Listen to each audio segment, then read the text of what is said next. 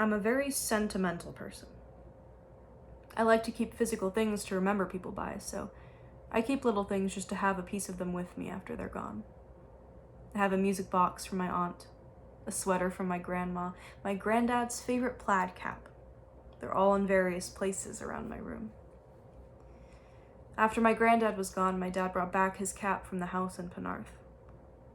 I didn't get to go to the funeral or anything because they lived so far away. I didn't realize that 4 weeks earlier would be the last time I would see him. That cap has sat on my vanity, and one night when I was especially missing him, I picked it up and held it to me, and as I breathed in, my mind was flooded with his smell. That hat smelled just like him, the familiar, comforting smell I remembered every time I had hugged him. It made me realize that this was the only real thing I had left of him, because I was never going to get to touch him or see him or hear his voice. He was never going to be there at Heathrow Airport waiting for me, or at that grand piano while I sang and Dad played guitar. He wasn't going to be sitting up at the top of the garden, waiting for me to bring drinks.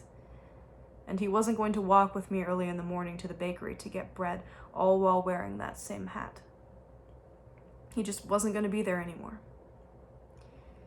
But he also wasn't going to be sitting in a hospital or getting increasingly more fed up with nothing working. And one day, just like my grandma's sweater, that hat wasn't going to smell like him anymore, and I would forget the smell and he would be gone. But it's okay. I'm always going to be able to picture him, even though he's not there. I will never forget the sound of his voice or the house I loved so much in Penarth. And I will always have the cap.